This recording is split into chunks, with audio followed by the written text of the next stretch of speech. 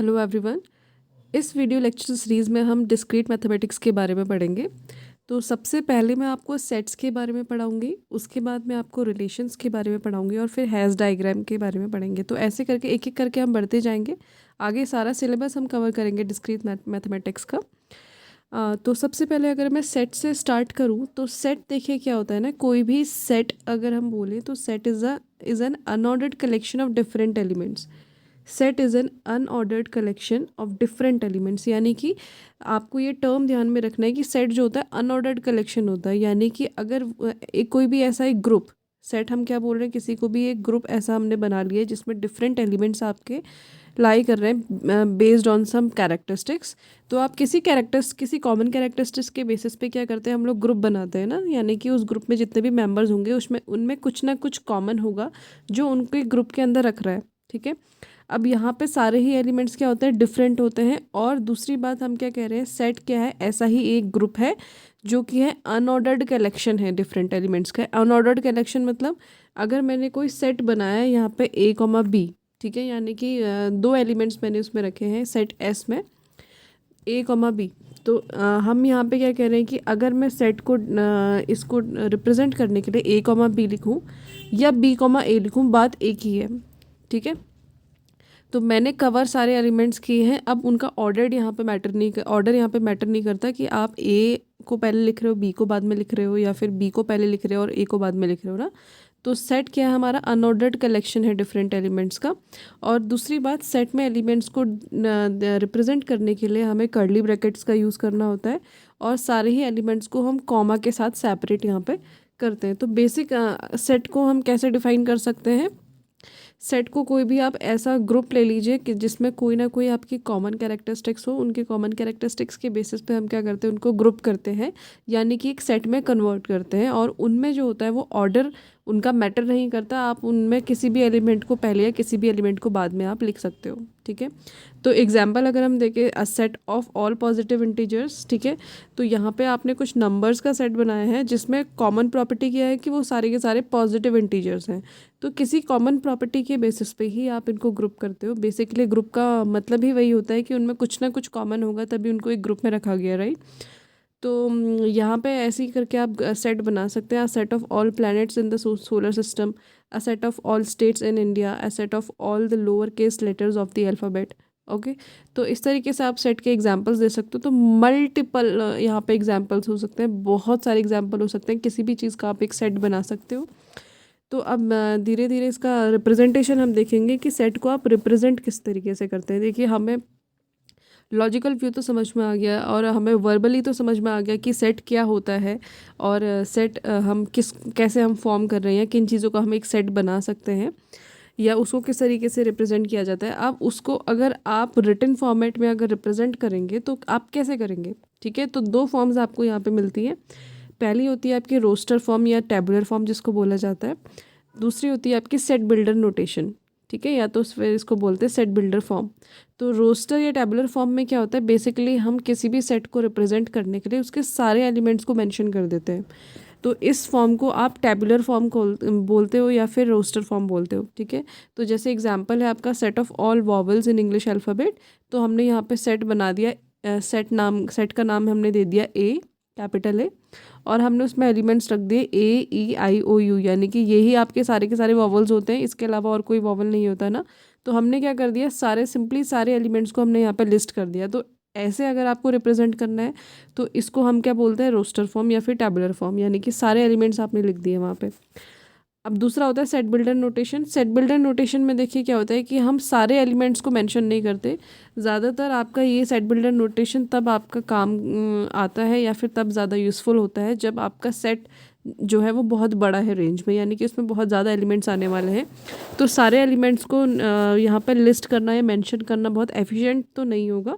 तो हम इसके लिए सेट बिल्डर नोटेशन यूज़ कर सकते हैं। तो सेट बिल्डर नोटेशन में हम क्या करते हैं कि उस सेट में प्रॉपर्टी हम मेंशन कर देते हैं कि इस प्रॉपर्टी के बेसिस पे हम एलिमेंट्स को यहाँ पे ग्रुप करने वाले हैं। तो जो भी एलिमेंट्स उस प्रॉपर्टी को सेटिस्फाई करते होंगे या उस कैरेक्टरिस्टिक्स को सेटिस्फाई करते होंगे तो वो सारे के सारे उस सेट के अंदर आ जाएंगे। तो जैसे यहाँ पे एग्जांपल दिया हुआ है, जो मैंने आपको ऊपर वॉवल्स का एग्जांपल दिया था रोस्टर फॉर्म में, उसी को सेट बिल्डर नोटेशन में अगर हम देखें तो इसको यहाँ पे कैसे रिप्रेजेंट किया जाता है। आप लिखोगे सेट का नाम ए और एक वेरिएबल यहाँ पर डिफाइन कर लोगे जो सभी एलिमेंट्स को यहाँ पे रिप्रेजेंट करेगा इस सेट के। तो हमने एक एक्स वेरिएबल ले लिया, x such that x is a vowel, x is a vowel of in English alphabet, in English alphabet. तो ये आपने यहाँ पे प्रॉपर्टी दे दी, यानी कि सच दैट लिखने के बाद आप वो प्रॉपर्टी लिखोगे जो उन सारे एलिमेंट्स को यहाँ पे सेटिस्फाई करती हो जो भी इस सेट में आते हैं। तो यहाँ पे इस तरीके से नोटेशन किया जाता है, x such that x is a vowel in English alphabet. तो जो भी वॉवल्स आते होंगे ऑटोमेटिकली जो रीडर होगा वो समझ जाएगा इस प्रॉपर्टी को पढ़ के कि ऑटोमेटिकली इसमें सारे वॉवल्स यानी कि ए आई ओ यू आने वाले हैं आपके। ठीक है, तो इस तरीके से आप यहाँ पे सेट बिल्डर नोटेशन से क्या कर सकते हो, एलिमेंट्स को रिप्रेजेंट कर सकते हो। दूसरा आप दूसरा एग्जांपल भी देख लीजिए। एक सेट हमने बनाया हुआ है 1 3 5 7 9। ठीक है, तो 1 3 5 7 9 को हम इस तरीके से ना लिख के हम क्या कर देते हैं, यहाँ पे सेट बिल्डर नोटेशन में अगर हम इसको रिप्रेजेंट करें, हमने लिखा एक्स सच दैट, हमने उसकी प्रॉपर्टीज़ लिख ली, एक्स लाइज बिटवीन 1 एंड 10, यानी कि एक्स जो है वो 1 से 10 के बीच में आपका लाई कर रहा है और 10 से आपका वो छोटा है, यानी कि लेस देन इक्वल टू वाला साइन हम यहाँ पे नहीं लगाएंगे। ठीक है, एंड के साथ एक और कंडीशन इन्होंने दी हुई है, x modulus 2 is equal to 0, यानी कि एक्स को 2 से डिवाइड करने पर आपका रिमाइंडर 0 नहीं आता, इज़ नॉट इक्वल टू 0 लिखा है, सॉरी। तो रिमाइंडर आपका 0 नहीं आता जब आप x को 2 से डिवाइड करते हो। यानी कि इसका मतलब क्या है कि ये एंड यहाँ पे लिखा हुआ है तो दोनों प्रॉपर्टी सेटिस्फाई करनी चाहिए, यानी कि x जो है वो 1 से 10 के बीच में भी आना चाहिए, दूसरा x को 2 से डिवाइड करने पर 0 नहीं आना चाहिए। 0 कब नहीं आएगा, जब आपका x जो होगा वो ऑड नंबर होगा। ठीक है, तो ऑड नंबर हमें लिखना है यहाँ पे सारे के सारे 1 से लेके 10 के बीच में। ठीक है, तो इसीलिए हमारे जो सारे ऑड नंबर हैं वो सारे मेंबर्स यहाँ पे आ जाएंगे 1 3 5 7 9। ठीक हो गया, इस तरीके से आप सेट को डिनोट कर सकते हो। तो दो फॉर्म्स आपको याद रखनी है। दो फॉर्म्स आपकी कौन कौन सी है, रोस्टर फॉर्म या जिसको हम टैबुलर फॉर्म भी बोलते हैं, दूसरा है आपका सेट बिल्डर नोटेशन।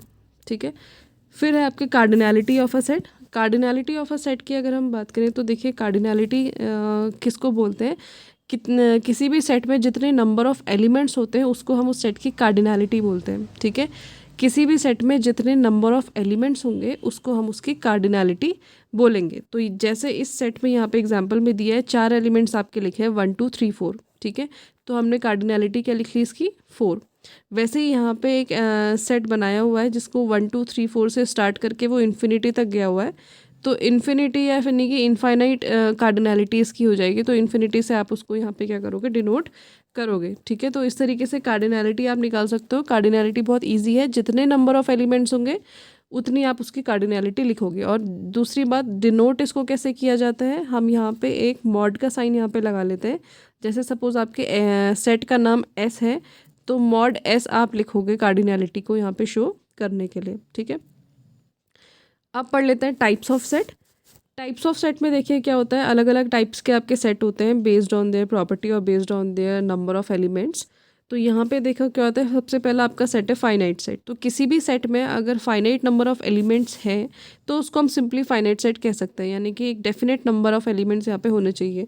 तो अगर एक एलिमेंट भी है तब भी वो फाइनाइट सेट के अंदर ही आएगा। ठीक है, दूसरा सेट आपका होता है अगर किसी सेट में इनफाइनाइट नंबर ऑफ एलिमेंट्स हैं तो उसको हम इनफाइनाइट सेट यहाँ पे कहते हैं। तो जैसे यहाँ पे एग्जांपल में देखो आपने क्या लिखा हुआ है, x such that x belongs to N and x is greater than 10, यानी कि x belongs to natural numbers यहाँ पे लिखा हुआ है, कैपिटल एन नेचुरल नंबर्स के लिए यूज़ होता है।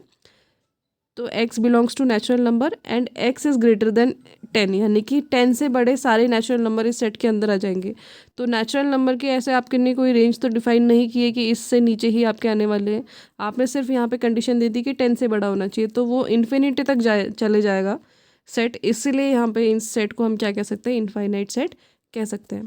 ठीक है, दूसरा होता है आपका सबसेट। तो सबसेट क्या होता है, a set x is a subset of y if every element of x is an element of set y, यानी कि अगर हम किसी सेट x को सेट y का सबसेट बोल रहे हैं, हमने अगर इसको इस तरीके से डिनोट किया, ये आपका सबसेट का सिंबल होता है। ठीक है।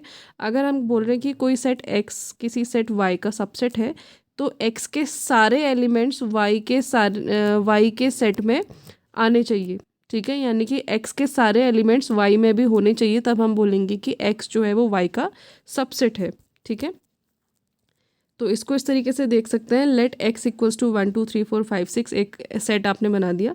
दूसरा सेट आपने बना दिया वाई इज इक्वल टू 1, 2, ठीक है। तो वाई में 2 ही एलिमेंट है और एक्स में आपके 6 एलिमेंट्स है। तो इसमें आपको साफ साफ दिख रहा है कि जो एलिमेंट्स वाई में है यानी कि 1, 2 वो आपके एक्स में भी हैं 1, 2, यानी कि वाई के सारे एलिमेंट्स आपके एक्स में भी लाई कर रहे हैं।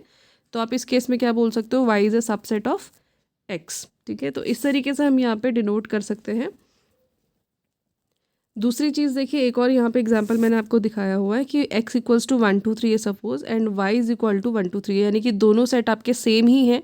तो इस केस में आप क्या बोलोगे कि x के सारे एलिमेंट y में हैं और y के सारे एलिमेंट x में हैं। तो इस केस में क्या हो जाएगा, x is a subset of y and y is a subset of x। तो दोनों ही कंडीशन आपकी ट्रू हो रही हैं।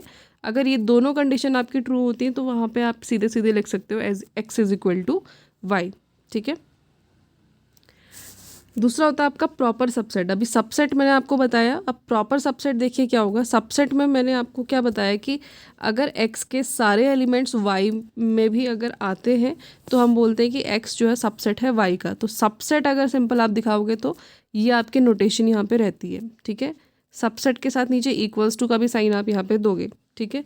वो क्यों दोगे, क्योंकि सबसेट हम किसको बोल सकते हैं, अगर x के सारे एलिमेंट y में भी आते हैं, यानी कि वाई सेट में भी एक्स के सारे एलिमेंट अगर आ रहे हैं तो उस केस में हम कह सकते हैं कि एक्स जो है वो सबसेट है वाई का। लेकिन इस केस में भी अगर मैं कहूँ कि जैसे कोई एग्जांपल है 1, 2, एक्स इक्वल्स टू 1, 2 है और वाई इक्वल्स टू आपका क्या है 1, 2, ठीक है। एक्स इक्वल्स टू 1, 2, वाई भी आपका क्या है 1, 2। तो इस केस में क्या होगा, हम ये तो आपका सेटिस्फाई हो रहा है ना कि एक्स के सारे एलिमेंट वाई में आ रहे हैं, प्रॉपर्टी तो यहाँ पे सेटिस्फाई हो रही है। लेकिन यहाँ पे क्या हो रही है कि x इक्वल्स टू वाई हो गया है, ठीक है। तो x इक्वल्स टू वाई आपका सबसेट के केस में तो हो सकता है लेकिन प्रॉपर सबसेट में नहीं हो सकता। प्रॉपर सबसेट आप तब बोलोगे कि अगर x के सारे एलिमेंट y में हैं और x जो है वो y के बराबर नहीं है, यानी कि x जो है वो y से छोटा होना चाहिए, ठीक है। x की कार्डिनैलिटी y की कार्डिनैलिटी से हमेशा छोटी होनी चाहिए। तो उस केस में हम बोलेंगे कि x जो है वो प्रॉपर सबसेट है y का, ठीक है।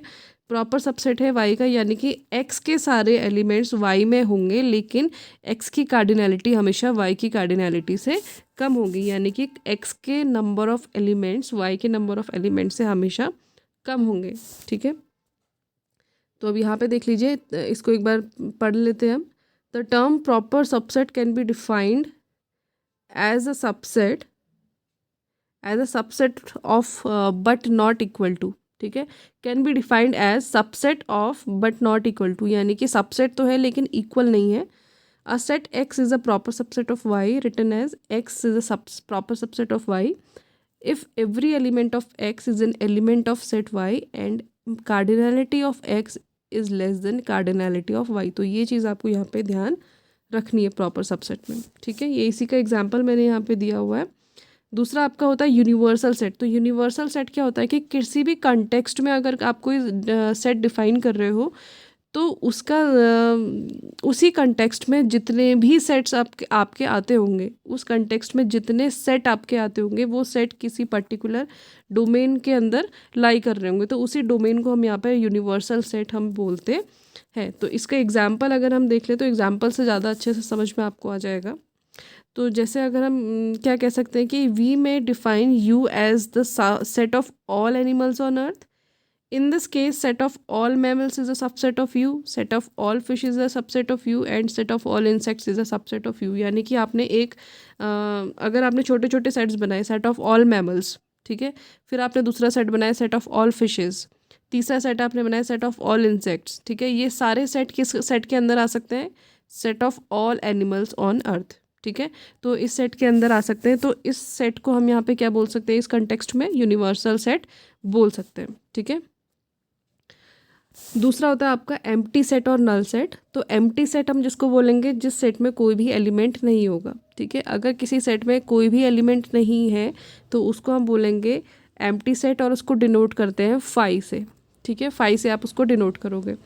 दूसरा क्या बोल सकते हो आप, उसकी कार्डिनैलिटी क्या होती है, हमेशा 0, क्योंकि उसमें एक भी सेट नहीं है तो नंबर ऑफ एलिमेंट्स आपके 0 होंगे, तो कार्डिनैलिटी भी आपकी क्या होगी, 0 होगी। ठीक है, वैसे ही आपका इसका एग्जाम्पल यहाँ पे दिया हुआ है, x such that x belongs to N and x lie between 7 and 8। तो 7 क्यों आपने बोल दिया कि एक्स क्या है, नेचुरल नंबर है। दूसरी कंडीशन आपने दे दी कि एक्स जो है वो 7 और 8 के बीच में आएगा, तो 7 और 8 के बीच में कोई भी नेचुरल नंबर नहीं आता है, इसीलिए इसकी कार्डिनैलिटी क्या हो जाएगी, 0, यानी कि इसके अंदर कोई भी एलिमेंट नहीं आएगा। ठीक है, दूसरा आपका जो सेट होता है सिंगलटन सेट या यूनिट सेट जिसको बोलते हैं, जिसमें सिर्फ एक ही एलिमेंट आपका आता है, उसको आप सिंगलटन सेट यहाँ पे बोल सकते हो। ठीक है, जिस सेट में एक ही एलिमेंट आता है आपका, उसको आप सिंगलटन सेट या यूनिट सेट यहाँ पे बोल सकते हो। तो ये एग्जांपल इसका दिया हुआ है, 7 और एक्स क्या है, नेचुरल नंबर है, और एक्स लाई कर रहा है 7 और 9 के बीच में, तो 7 और 9 के बीच में सिर्फ एक ही नेचुरल नंबर है जो कि है 8। ठीक है, इसलिए इस सेट को हम क्या बोल सकते हैं, सिंगलटन सेट बोल सकते हैं। अब दूसरा जो मैं आपको सेट बताऊंगी, इसमें जो है बहुत कन्फ्यूजन होता है, एक होता है इक्वल सेट, दूसरा होता है इक्विवेलेंट सेट। कब इसमें बच्चे ज़्यादातर गलती कर देते हैं। तो इक्वल सेट देखिए क्या होता है, in the two set contain same elements they are set to be equal, यानी कि अगर कोई सेट में सेम एलिमेंट्स हैं, ठीक है, किन्हीं दो सेट में अगर सेम एलिमेंट्स हैं तो हम क्या बोलेंगे, दोनों सेट आपके इक्वल हैं। ठीक है, यानी कि जैसे एग्जांपल यहाँ पे दिया है, a is equal to 1 to 6 और b इज़ इक्वल टू 6 1 2, तो है तो सेम एलिमेंट ना, ऑर्डर बस यहाँ पे चेंज किया हुआ है, 1 to 6 को यहाँ पे 6 1 2 लिख दिया है। तो ऑर्डर, क्योंकि मैंने आपको बताया था किसी भी सेट में ऑर्डर मैटर नहीं करता है, क्योंकि सेट क्या होता है, अनऑर्डर्ड कलेक्शन होता है, इसलिए आप दोनों सेट को क्या बोल सकते हो, यहाँ पे इक्वल बोल सकते हो। ठीक है, अब इक्विवेलेंट सेट क्या होता है, इक्वल सेट हमने बोला जो सेम नंबर हो, जिनमें सेम एलिमेंट्स होंगे उनको इक्वल सेट बोलेंगे। इक्विवेलेंट सेट में क्या होता है, जिनमें सेम नंबर ऑफ एलिमेंट्स होंगे, यानी कि कार्डिनैलिटी दोनों सेट्स की सेम होगी, तो उनको इक्विवेलेंट सेट आप बोलोगे। तो यहाँ पे एग्जांपल दिया है, a is equal to 1 to 6 और b is equal to 16 17 and 22। ठीक है, तो दोनों में अलग अलग एलिमेंट्स हैं, लेकिन नंबर दोनों का सेम है, यानी कि इसमें भी 3 एलिमेंट्स है, इसमें भी 3 एलिमेंट्स है, कार्डिनैलिटी दोनों की सेम हो गई, तो इन दोनों को आप इक्विवेलेंट सेट बोल सकते हो। और लास्ट आपका सेट है डिसजॉइंट सेट। तो डिसजॉइंट सेट हम किसको बोलते हैं, अगर कोई दो सेट्स में आपस में कुछ भी कॉमन नहीं है, तो उन सेट्स को हम क्या बोलते हैं, यहाँ पर डिसजॉइंट सेट्स बोलते हैं, यानी कि उनका इंटरसेक्शन जो होगा वो क्या होगा, 5 होगा। ठीक है, इस केस में आपका जो सेट होगा वो क्या होंगे, दोनों डिसजॉइंट सेट्स कहे जाएंगे। तो एग्जाम्पल में देखिए, let a is equal to 1 to 6 and b is equal to 7 9 14। ठीक है, तो दो सेट हमने बना लिए। अब इन दोनों में कुछ भी कॉमन नहीं है, एक भी एलिमेंट दोनों में कॉमन नहीं है, इसलिए हम इन दोनों को क्या बोल सकते हैं, यहाँ पर डिसजॉइंट सेट्स बोल सकते हैं। ठीक है, तो ये अभी आपके सभी टाइप्स ऑफ सेट्स थे। नेक्स्ट वीडियो में मैं आपको ऑपरेशंस पढ़ाऊँगी, सेट में क्या क्या ऑपरेशंस आपके अप्लाई हो सकते हैं। Thank you.